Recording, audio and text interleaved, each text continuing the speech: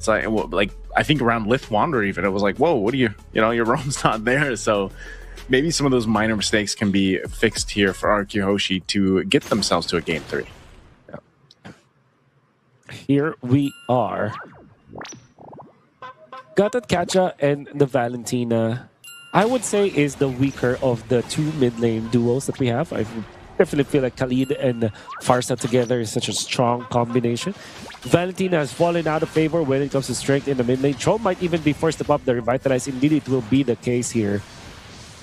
Burned through the battle spell, but it's okay. Sometimes it's much better to pop the Revitalize in the first wave because that means that it will be super duper ready come the first turtle fight. Yeah, this is what we typically see too with the Khalids, you know, and you be aggressive, get some of those early balance spells down too, eventually the ultimates, but also just you're good at being able to go ahead and like bait some of these things from the opposing team too, just because you can go ahead and heal back up with Quicksand Guard and be a distraction in yourself. So this time around, nothing too crazy, even into that first Lith Wander, which is the best case. Like, that alone is RRQ Hoshi saying, like, let's not make that mistake that we did from game 1.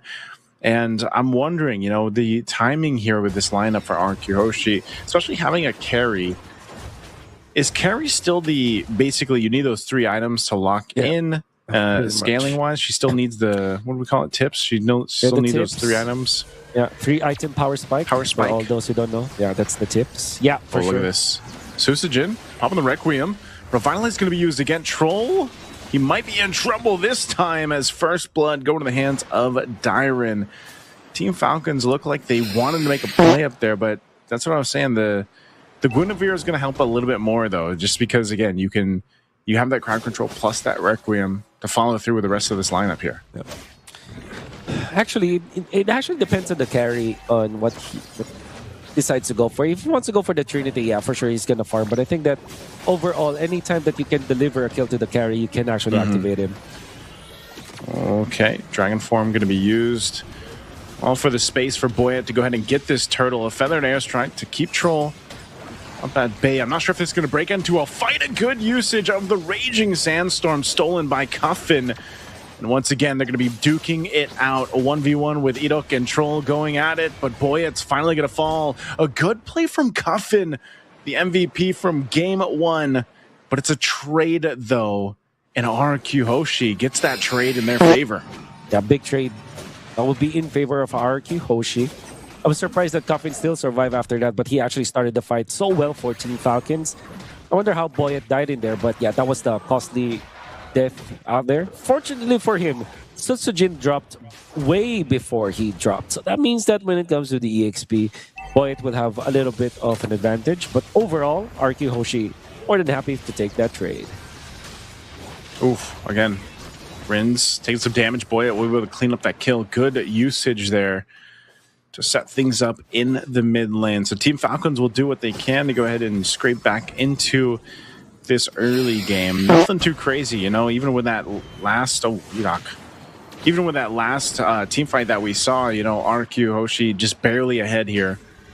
Team Falcons reading things really well. You got to commend them to be able to go ahead and go toe-to-toe. Cuffin's ability to take the right ultimates from team fight to team fight has been great already in this early portion of the game. He's holding on to the Raging Sandstorm, and that's what started things up in the previous team fight as well. They just need a little bit better follow-through to win those fights in their favor.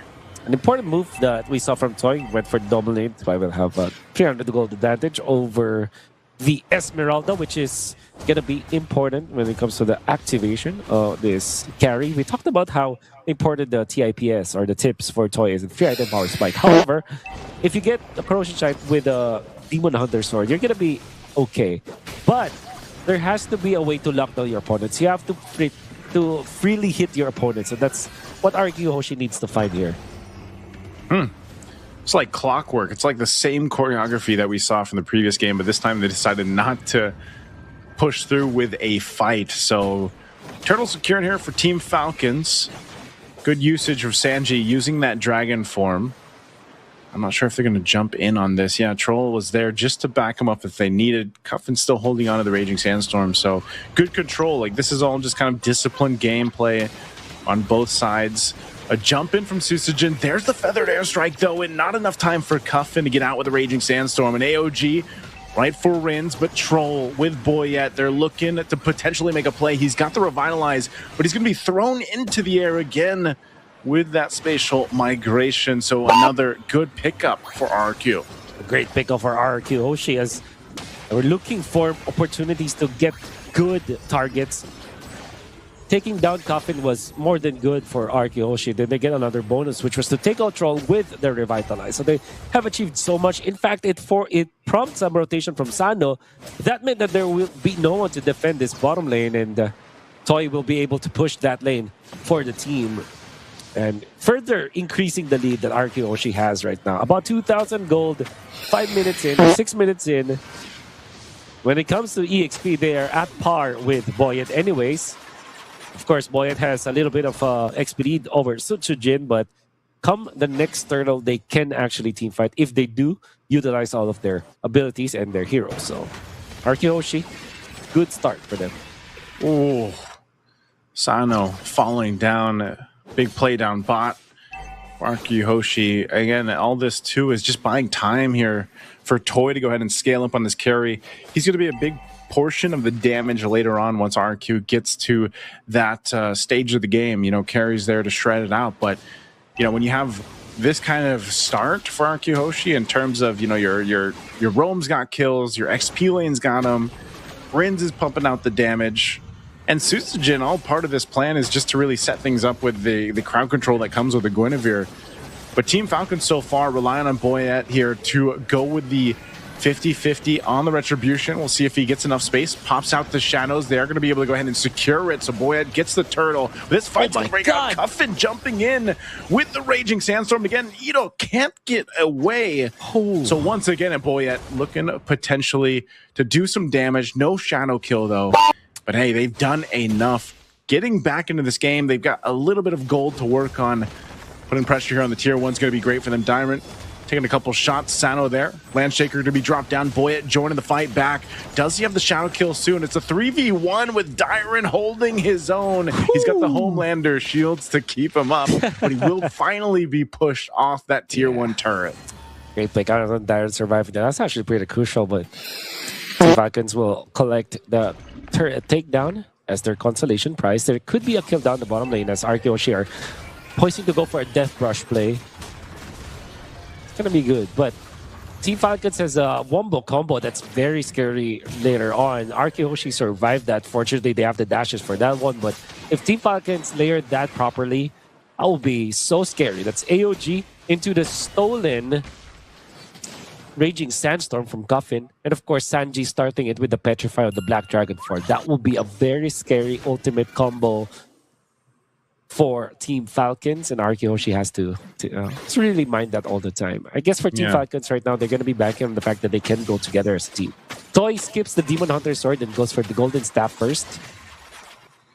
I believe that this is also going to help him out up against the low HP heroes, for example, Boyette as well as Coffin. Provided, of course, that he is allowed to freely hit. You need to deliver some kills to Toy. So what I generally mean about that is that you have to keep Team Falcons players in place. Edok with a stun or Rids, for example. That might be the opening for Toy. Are they going to go for this? Edok too, taking some damage. He's going to quick sand guard up. Feathered airstrike to help keep them at bay. Revitalize was burnt down though, so with Lord being up, I'm not sure if either team is actually in position to take this just yet. They might want to choose to wait for those, of course, the Raging Sandstorm and the Feathered Airstrike to be back up for RRQ Hoshi, so it's more so just kind of delaying this given the information, but I think Team Falcons will go ahead and keep Sano at least on the top side to put pressure there. You see the orange buff going in the hands of Toy now. This is what I was talking about with the transition period earlier on, just minutes ago, where, you know, now it's Toy's time to shine. He's had plenty of time to go ahead and farm up. He's got buffs now. And now that we're focused on these Lords, he's going to be crucial to stay alive. So now Team Falcons kind of has to watch out for that, not get set up with that Raging Sandstorm and make things happen. Good burn in the flicker, though, against Rin's. Rin's going to stay alive for this. Sanji waiting patiently. Susujin grabbing his purple buff, but still, I think this is just a stalemate unless Team Falcons decides to give it a go. They have their own Raging Sandstorm, but not much of an angle to go for just yet. Being very hectic once again for Team Falcons. Toy now has the Trinity. That's 10 minutes and 17 seconds. Quite on time, especially because of the patch that we have recently. Oh, feather airstrike dropped down. Edok jumped in. Cuffin holding on still. But Sanji is gone. It happened so quick, and now Troll's going to be next. He's thrown into the air. Nowhere to go, and it's a double for Toy, as we expected. The carry is online, and now they've just got a free Lord to go ahead and secure after those 2 kills. Ain't that the perfect timing to get your free item power spike? Toy had his Demon Hunter sword, along with the spinning light wheel, all of the kit from the carry. That's true damage that you can actually hit the Black Dragon with. Oh, again, Sano getting caught here. Spatial migration proving a point. This Guinevere is so strong, and now Boyette finally getting caught again. Put another kill for Toy. Right now, RRQ Hoshi has just flipped that switch in their favor. Toy's going to go grab that tier 1 up top as they wait to play into this Lord marching down that bottom lane. Team Falcons now in a precarious position to try to stop the bleeding here, man. One of the hidden techs that we usually see up against the Yuzhong from way back is to pick up the carry, because you have the Purify or the Flicker, you're okay against the Yuzhong. And if the Yuzhong messes up, you can actually utilize your ultimate and just keep on attacking even the Black Dragon form. Because even if you have so much defense and so much HP, the damage output coming out from the carry is true damage, and it's also HP based. So it's actually more than enough to take out the Yuzhong. As you saw, Sanji couldn't even stay in front of the carry because of how strong he is. And now RRQ Hoshi are showing us how it's done. They have adjusted, and now they are leading by so much.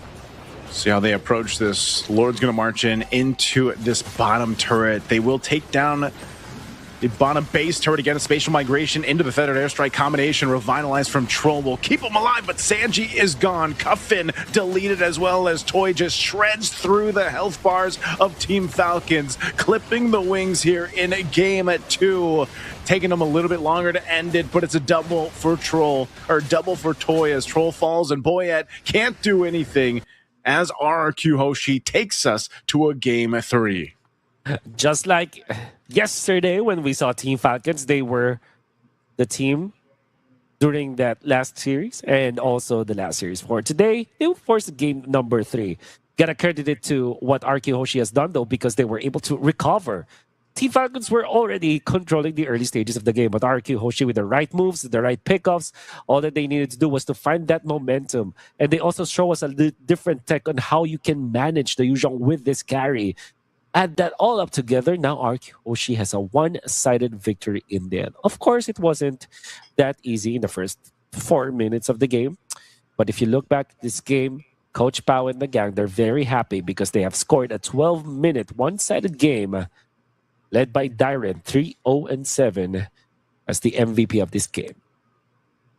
Great adjustments here for RRQ Hoshi. That's exactly what they had to do going in the draft, and that's what we were talking about, when we got back before